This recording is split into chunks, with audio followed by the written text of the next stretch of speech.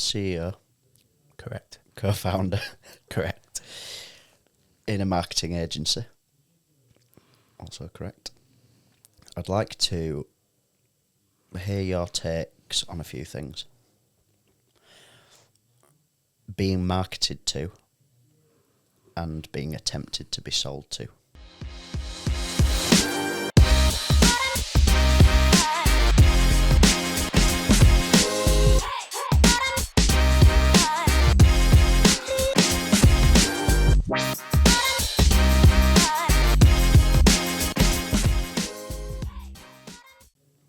Because you are in the positions that we just said. So no doubt, and I know this anyway because you tell me, we have discussed many, many times that you are bombarded by people who are attempting to get your attention and your money. So let's. Obviously, I know that you get hundreds, if not more, of sales pitches a week. So I want to talk about your inbox first. I've prepared some questions. You can answer them however you want. What does your inbox actually look like? My inbox is all right. It's quite organised. Labels everywhere, filters everywhere. But you have to be on top of it. But I have to be on top of it. Because you get... It's probably 6 years since I had it at inbox 0. Really? Frequency-wise. I mean, excluding the shite, yesterday I probably had about 75 emails, something like that. Right, okay. But that's excluding the shite. So it was probably in excess of 100 emails yesterday if you include all the rubbish that gets filtered. What's that a mix of then? Cold selling clients, various accounts, partners, just general barrage. But you can keep on top of it. That's good. Let's talk about that shite that you've mentioned a few times. So obviously with a focus for the discussion on being marketed to and being attempted to be sold to. Yeah. What immediately gets deleted for you? And why? So my email is lee@flauntdigital.com. No spam. Don't do it. I have an alias, which is lee.fuller, obviously, so any emails come in. Yeah. If someone sends an email to lee.fuller, This is good. I don't even open it. This is good insight. Because I know that people that know me, know my email, have probably got something meaningful. Whereas cold, irrelevant outreach. And I still get, like, link building is a thing where I don't even know how many I get a week, but still link building, going to buy these links, emails. Those get deleted straight away.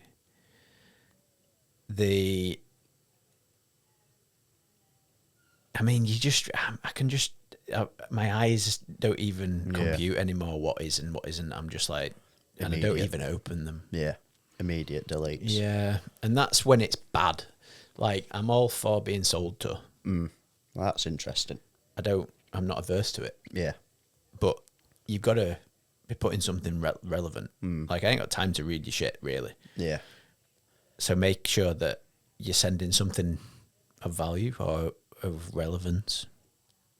I don't obviously want to open the floodgates for you for a load of salespeople that might listen to this or come across this episode. But if you're not averse to being sold to, and we're just talking email for now, one of the first things you would see as a recipient to, let's say, a sales email would be a name, maybe the brand if possible, but ultimately you'd see a subject line and maybe a little bit of a preview of the email. If you're, say, like you've just said it there, if you're not averse to being sold to, what does someone need to include in there? Because a name's a name if you've never come across them before. So forget the name. What does a subject line have to look like or sound like for you to consider it with your time? Your time is so finite as well, and your inbox is so not cluttered as in from an organisation perspective, but just so frequently bombarded. What's the psychology behind trying to get your attention specifically? And obviously you're your own person, so this isn't a blueprint for all CEOs, all co-founders. I think that, it's about landing on something that's in my mind. Timing then. So timing is key, but I think that from a sales perspective, if I try and sit on the other side of the table, that is broad. That is quite broad. Like what I'm looking at on a daily basis, what I'm trying to read, I have a briefing that comes in at 7 a.m. every morning that gives me all my meetings, all my tasks, and it also has 3 sections in the briefing. It's all summarised, it's all short. Yeah. That look at industry news, specifically network agency, AI, SEO, all the places that knowing me well would expect me to want to learn about. Yeah. Is there anything I need to be aware of? Yeah.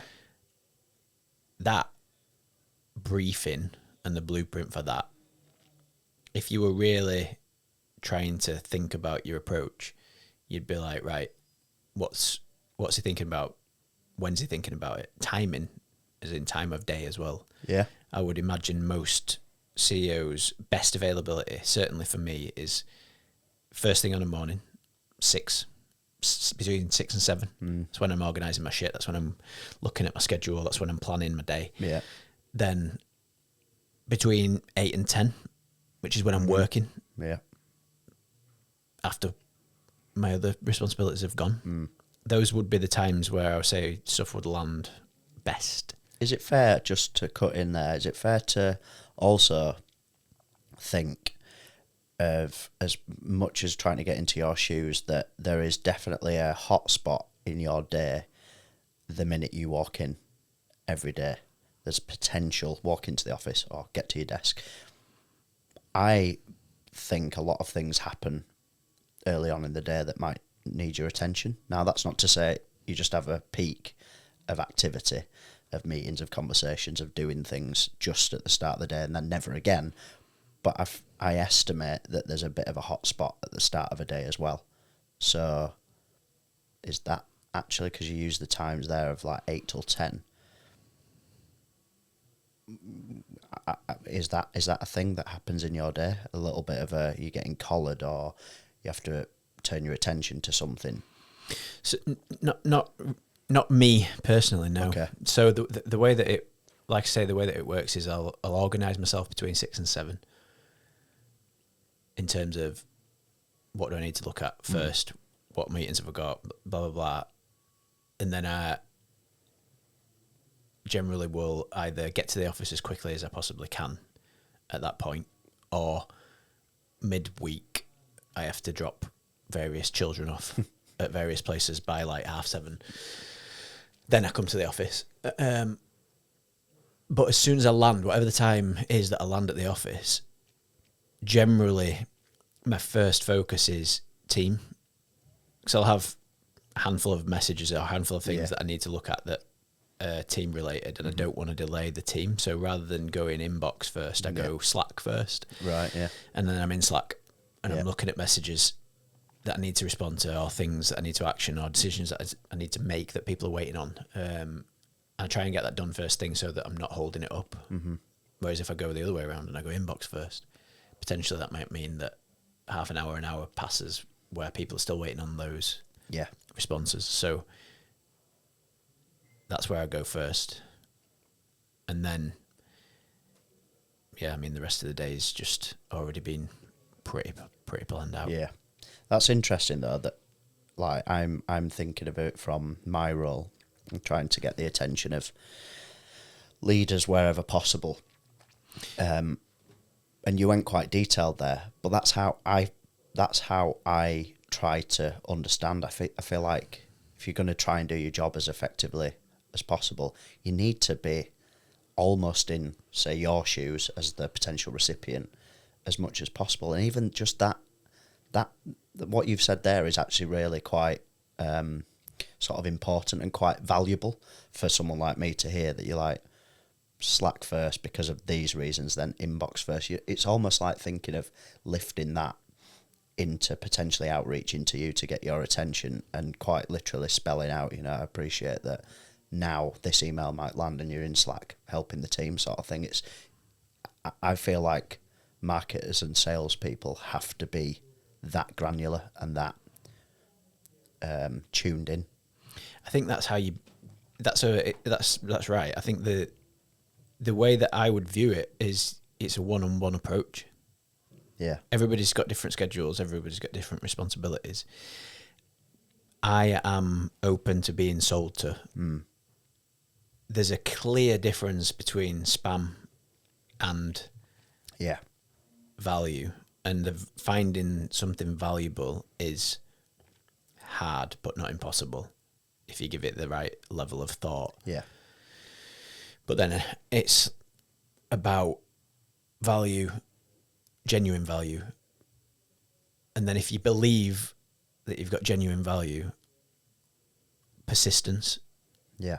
And not feeling like if you believe you've got genuine value and you're trying to put that value in front of me or whoever, persistence reinforces that what you're trying to say has got the value. Yeah. And both will get my attention. Yeah. So timing, important, not impossible. I mean, I'm going to check my emails at some point. Yeah. It's not going to get lost. Yeah. It's just a matter of urgency. Then landing on something that resonates in what I think is important, which isn't that difficult to reverse engineer. I don't think service-based business. What do I need to do as a CEO to run a service-based business? I need to make sure that the team have got everything that they need. I need to be I'm in digital, so tech is going to be important to me. The market is going to be important to me. Clients are going to be important to me. All these things are things that you can do to build a profile for when you're looking at outreaching. Then when you find something that you feel like you can offer that adds value to something that I'm looking at, that's key. And then if you feel like you've hit on that and you passionately believe that you can add value, then be persistent. Yeah. And it will probably end up in me, at the very least, replying to you. Like, I reply to people that are selling. I'm not ignorant. Yeah. And I'm not dick. My time isn't so precious, and I don't have any entitlement. If you've sent me 3 emails and it's genuine and you're trying to add value, but it's not a fit, I'll come back to you and I will say it's not a fit. Yeah. It's like Lead Forensics, for example, is a product who, over the last, 10 years, have come back and back and back. And they approach me a lot, and I give them the time of day because it's relevant, because they spend the time. How automated it is remains to be seen, but they spend the time trying to personalize it and show the value that they can bring. They're clearly a decent product and decent outfit, and I've had multiple short interactions and conversations with them where I will say, look, I know what your product does, I know what you're trying to do, it's not fit for X, Y, and Z. Yeah. And on the flip side, I've been outreach to where I've taken it all the way through to the outcome that person was looking for. Yeah. Yeah. It works. Yeah, it does. Interestingly, I want to just round off about this email sort of section. In terms of timeliness of an email landing, so I'm thinking from a sending perspective, you think of it from a recipient perspective.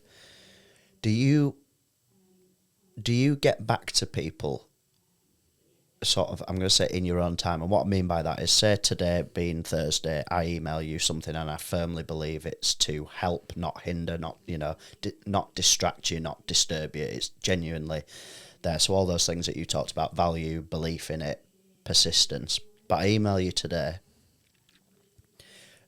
I think I've never had any sales training, but I think there's a training thing of when you should, after you've sent an email, when you should then go again. And a lot of that defines that is, if it's valuable to that person, they'll have absolutely got back to you immediately. Now, surely you can't, with how busy you are, with everything that you have to, turn your hand to address, surely you, even if it was, let's say the best email in the world in terms of the topic and it intrigued you, do you bank stuff and go back to it, say, tomorrow or Monday or next Wednesday? So in other words, as a sender, don't think that if you don't get an immediate response, there's an issue with what you've said. So in other words, hold the phone, sort of thing. Yeah, your email is more important to you than it is to me. Yeah. But that doesn't mean that I'm going to ignore it. Yeah. So a lack of an immediate response does not equal that we're a waste of time for that recipient. No. In your world. Obviously, some people might, but because they might be sat doing nothing. No. And I think there's something to be said as well for that relationship building element, even if it's cold, whereby I might have a need in 6 years. Yeah. And I might think, do you know what? Someone sent me something about X. And I'll probably try and dig it out. And that's 6 years. I mean, that's proof of persistence as well, like validating persistent, as long as persistence is done with value at heart. And as I said, it's help, not hinder, with that kind of mentality. I also think from my perspective, just diving in about persistence doesn't even come into question when you truly believe what you believe that you. Yeah. So persistence, you don't think, God, I'm being persistent here. You don't go like, oh, shouldn't I? Obviously not. With your head screwed on, you're not going to send an email every hour to the same person. But equally, if you follow up the next day because you truly believe. Do you know what though? In a weird way, if someone sent me, don't fucking start. If someone sent me an email every hour, obviously not the same email across a day, I'd probably be like, why the fuck is this person sending me so many emails? Does that then mean that what they've got or what they're talking about is absolutely critical in terms of the value that they think they're bringing? Yeah. That intensity done right is something I'll probably pay attention to. Yeah, done right. Yes. All right, moving on. Calling. Yes. Do you receive, first question, volume of cold calls versus volume of cold emails? How do they match up? Yeah, I get probably double figures a day. Right, okay. Which I don't answer at all if I don't know the number. That's what I was going to ask you. Don't know. So the red flag for you, i.e., I'm not going to answer this, or the red flag that turns into your action, Yep. it's simply, do I know the number or not? The only way that I will answer a number that I don't recognise is if I'm aware of a call incoming from someone that I haven't got the number. Okay. So the way that I would frame that from a sales perspective is, I value phone conversations above email comms. Yeah. I value in-person meetings above phone calls. Yeah. So for you to get on the phone with me cold, I need to be aware that call's coming. And I need to understand that the value that you're trying to bring in that call is there. On the rare occasion where I've seen a number and I've thought, and I'm on the fence and I pick it up and then someone tries to sell me a table at Donington Races, I'm like... Yeah. Right, you're wasting my time. And over time, because the frequency of those calls has increased, my patience for those calls has also decreased massively. So if I've ever been rude to you, I apologise, but I just haven't got the time. Yeah. So now I don't even entertain it. If it's something that is irrelevant, I decide within less than 5 seconds and I will exit that call. If you warm me up a little bit and it's relevant and I know that call is coming, I'll probably speak to you. If you want to take that a step further, like I I would rather have a video call in that context. Yeah. And if you want to take that even further, I would rather sit down with you face to face. Yeah. In terms of calls, then, reverse engineering some of what you said. To begin with, this is just a yes or no. Can you think of any good cold calls you've received?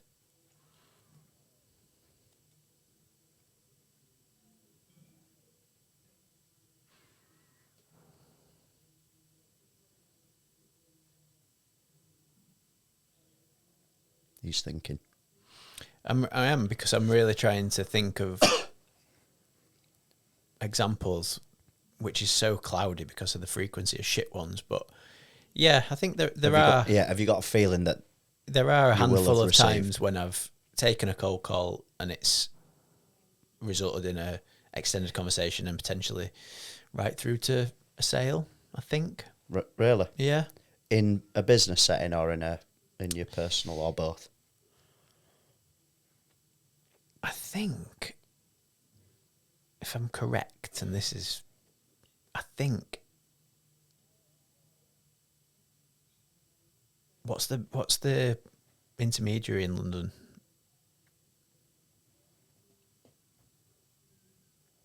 Is it Ingenuity? Yeah.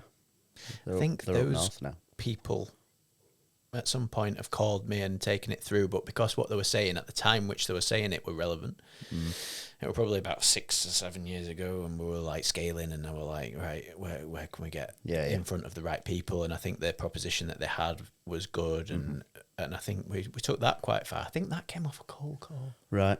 I think. Yeah. But again, fit.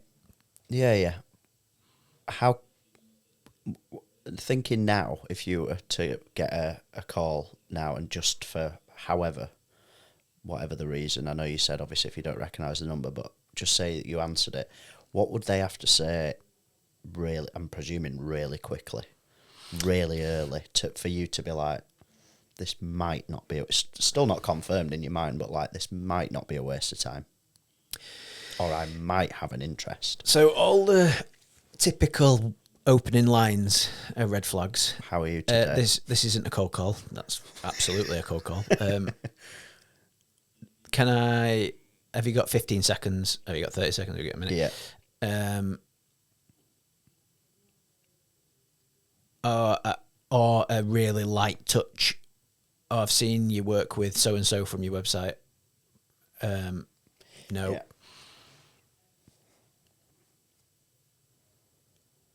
I think for me to stay on the phone, a bit of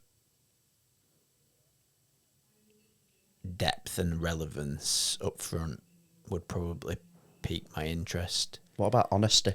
So if someone said, Lee, you weren't expecting my call, or Lee, this is a cold call. Off. Really? Yeah, too many.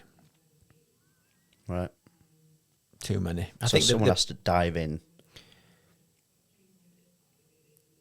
and strike their relevance as you've got 3 seconds. like the early words, yeah. You've got 3 seconds. I think should I think of an example where I'd be inclined to listen for more than 3 seconds?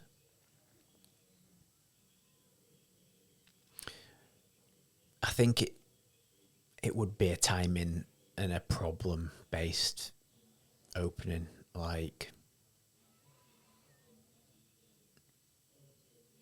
but then how would they find that information? You see, that's interesting. So like signals. So thinking of the sales world now, you're taught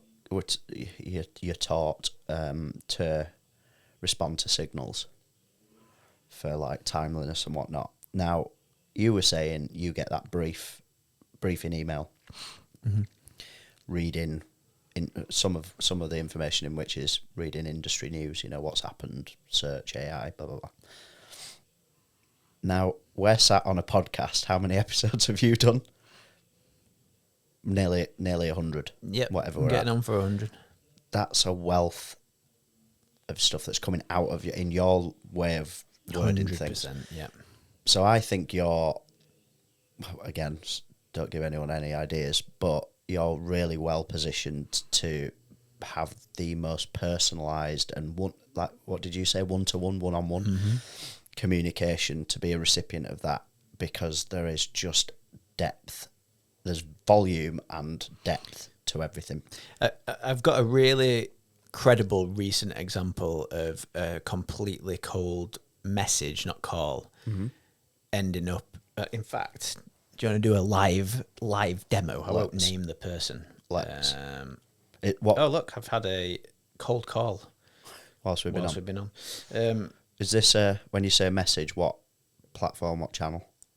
So this was a message on LinkedIn. But I'll quickly find how this went. Yes. Okay.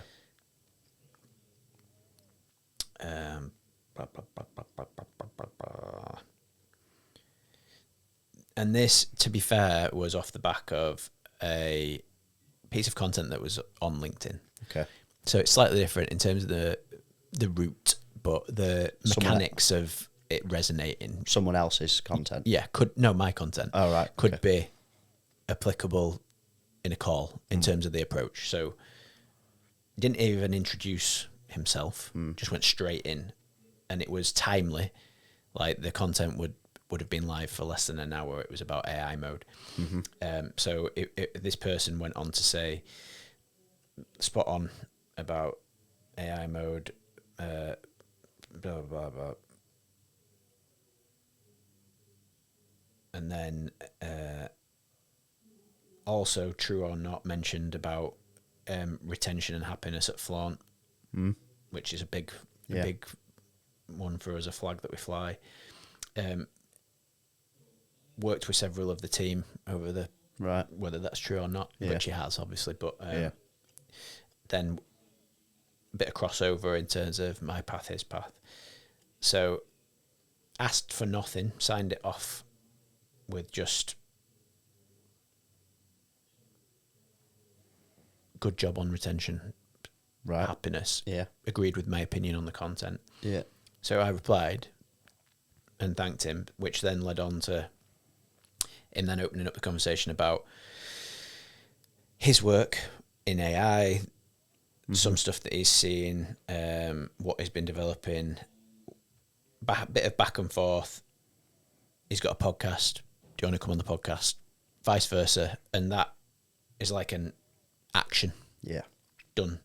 But that was a personal approach that highlighted several things that are important to me, and also positioned himself within my ecosystem very well. And I haven't been on the podcast yet because I haven't had time, but that approach within the first instance, if you were taking that to a call of just laying something out without an ask, would probably make me listen. Like using that example, if I picked up the phone and someone said, I've been looking at Glassdoor reviews and it looks like you've got really good staff retention, I'd then allow the next sentence to come out. Yeah, see what you mean. See what I mean? Yeah. And similarly with like a product or a sale of something, if you come in on the phone cold and you go in, have you got 30 seconds to talk about market intelligence or lead gen or new biz? It turns my brain off. Yeah. But if you can find that hook through some diligent research, which I don't think is that difficult to do if you spend the time. Well, like you've just said there, how many podcast episodes? It's not gonna be difficult to employ a bit of mirroring, is it? No. And talk about something that I talk about passionately. No. And in your own language. words. Yeah. Understanding your opinions on things completely. There's one thing that I'm thanks for taking us through that LinkedIn recent example. The thing that you said there, which I really like, and it obviously worked for whoever that sender was. When I say it works, the first message didn't ask you for anything. No. I've got a question for you here, because I was just thinking about the dynamics of different channels that you might be approached on. So we've talked about email, bit of LinkedIn there. We've talked about cold calling. Do you expect every cold call, whether you entertain it or not, do you expect every cold call you receive to be the person on the other end of the phone asking for something or wanting something?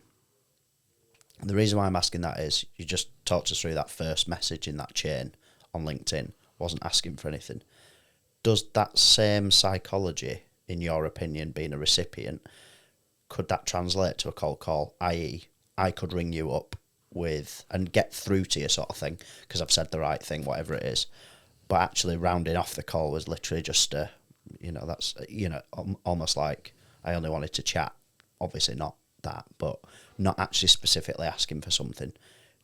Do you think that could work over a call, or do we have to shape our sort of reason and purpose differently and accordingly to the platform? So in other words, LinkedIn, you've got a little bit of time, haven't you, on your hands to be able to think what you want to think about that person and that person's message, whereas a cold call, it's bang in your ear. Mm-hmm.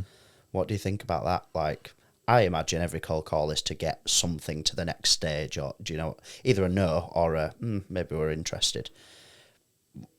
That message sounded like it was almost like a bit of a hello, I exist, these things sort of hopefully will resonate, nice to meet you type thing. Could that work over a cold call?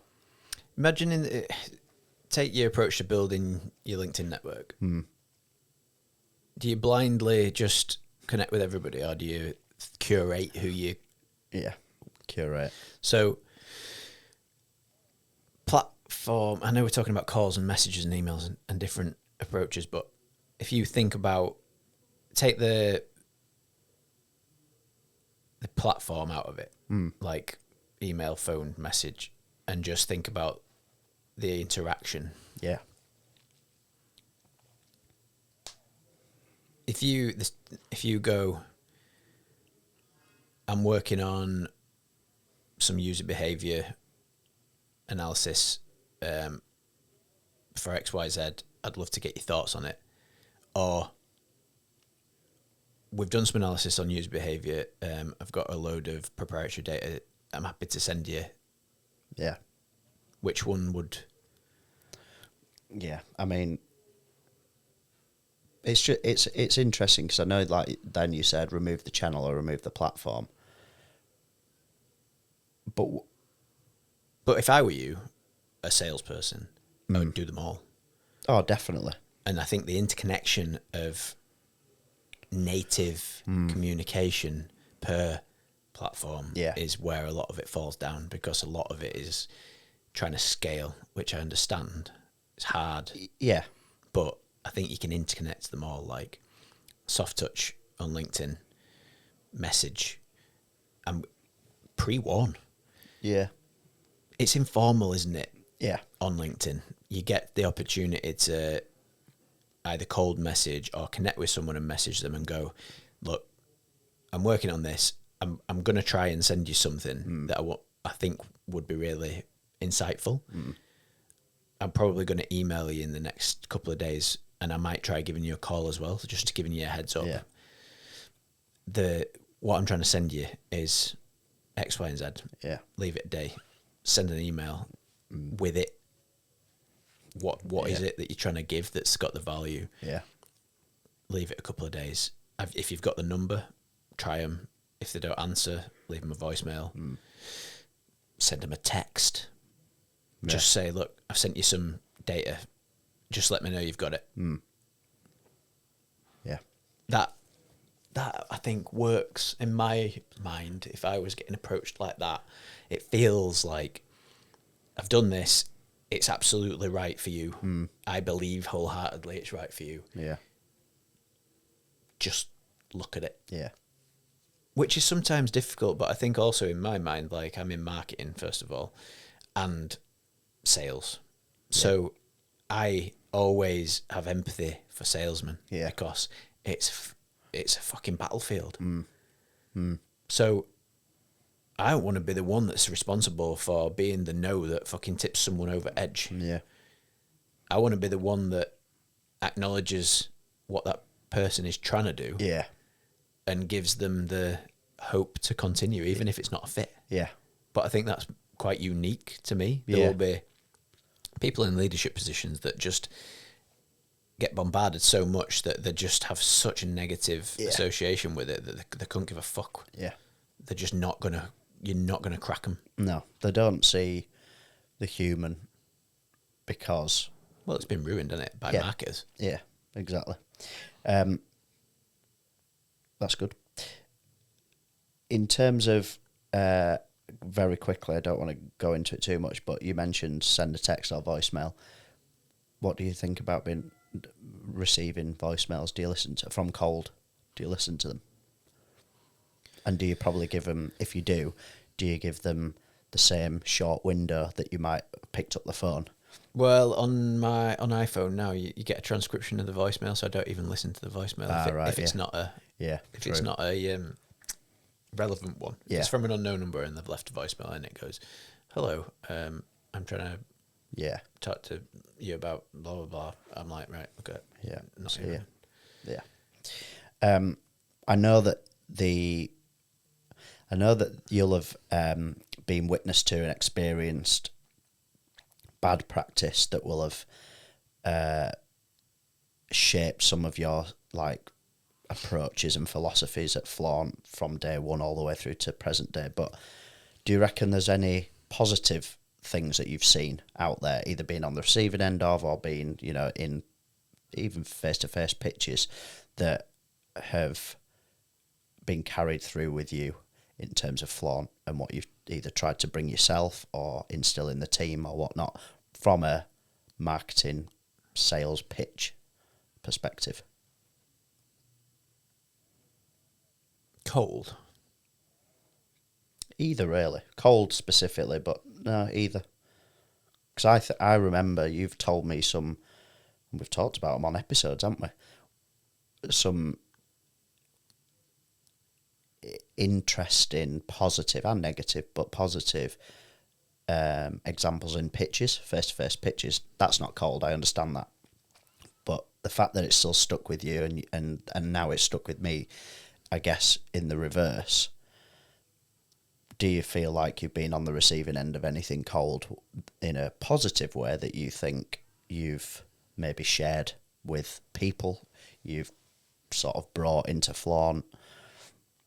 It's part of your philosophy, for example. Like, obviously, you've said early on, be transparent, be honest. That obviously carries through with sort of everything that we do here.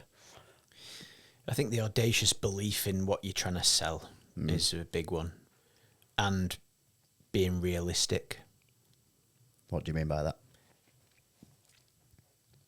So I get emails, like I said, many emails that are from lead gen based businesses. Yeah.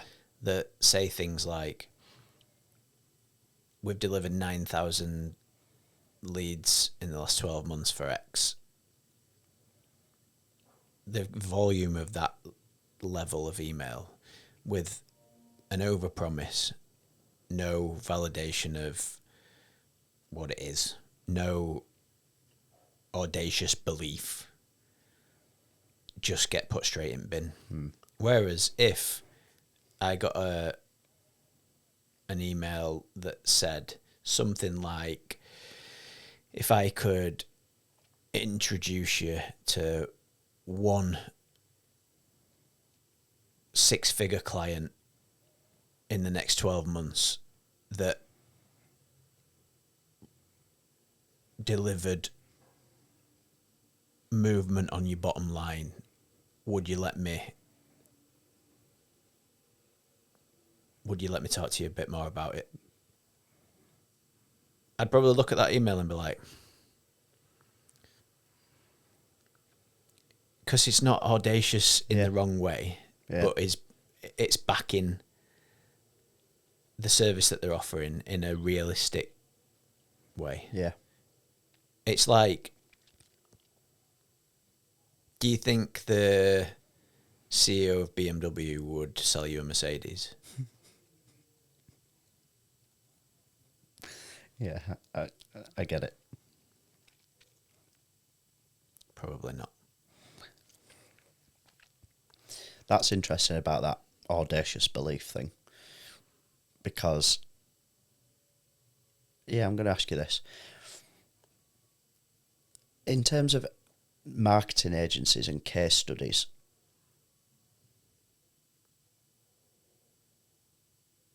and results specifically, can you go too far with results, do you think, from a marketing agency's perspective? So often, obviously, we like to think that the most compelling things are, that in our, new biz conversations are, I mean, we've talked about this separately, but sector experience obviously comes up all the time, but ultimately, especially commercial results that we can reference. But, I mean, I'm thinking of a homeware brand that we worked with previously, ridiculously good results over a period of time, and that's important to add, give a bit of timeliness to it for that realism. But do you get skeptics that just would not believe it because some of the numbers just look astronomical? Do you think there's a bit of a thing that we people, marketers and salespeople, have to be tuned into their skepticism? Well, I think case studies are subjective, aren't they? And the problem that you've got with case studies is they're very shiny and they never really detail the depth of challenge. No.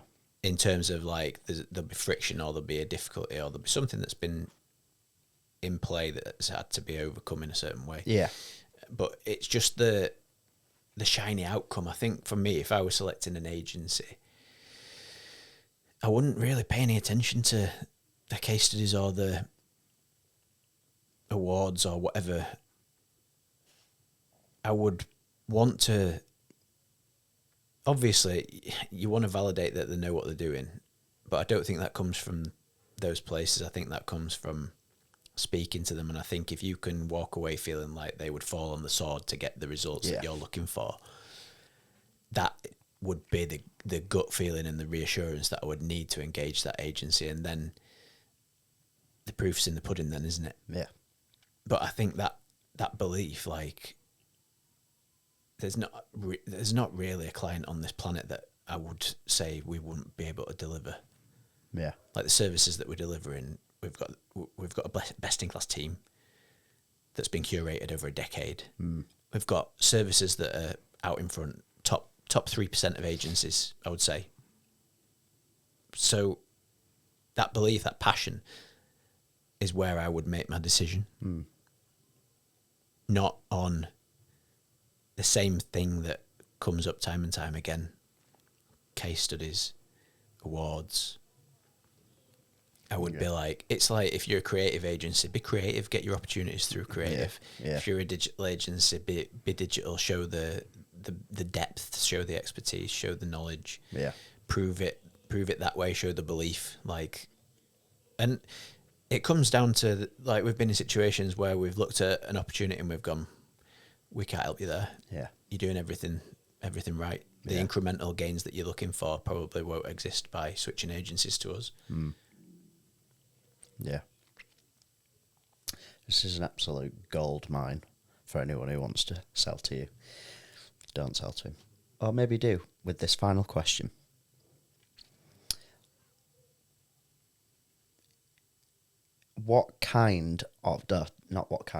Describe, if you thought you were potentially in the market for something, and this person who's wanting to approach you today, what, in your opinion, to summarise, does a successful approach look like? Be it starting from a marketing perspective, be it just focusing on the sales process. For you as the recipient, for that to be a success, and what I mean by that is success at sort of every stage, what do you think would be most likely to be a success for that person if you're on the receiving end of it today? I think I've described it, haven't I? It's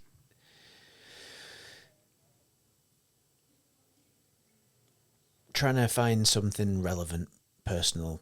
And when I say personal, I mean my ecosystem, where I live day in, day out, that's going to make me think twice and not just dismiss. And then realism. Like, if you're over-promising, I'm probably going to turn off. And then the belief that what you've got is literally something that I can't live without. And channel doesn't matter to you? Not really. I think if you hit those notes, my preference, like say, goes face-to-face, video, call, email, message. Yeah. Probably. But that doesn't mean that you can't reach me on all of them. Yeah. It just means if I'm sitting down with you and having a coffee, we've got a good relationship. Yeah, you've got... Or we've got the makings of a good relationship. Yeah, you've got some time. Some more time compared to picking up the phone, for example. But that's reversed as well. Like, if I'm ever in that situation, I would always try and over-index on being able to have face-to-face. Yeah. Like, that's my hierarchy the other way around as well. Yeah. Final question. Do you live in your role constantly feeling like you're trying to be sold to?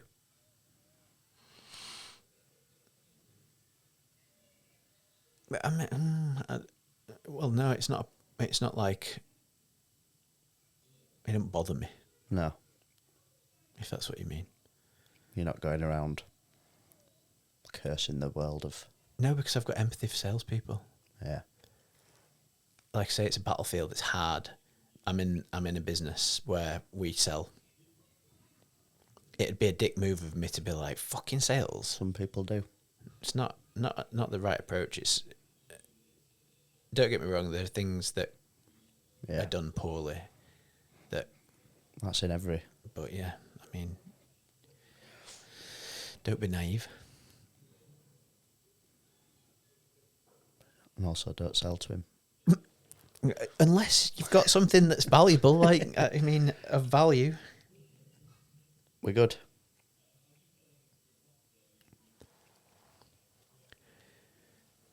I ain't got any of this or that. Okay. You got any for me?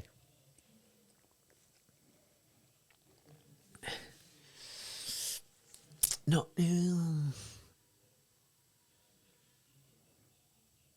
LinkedIn or Facebook?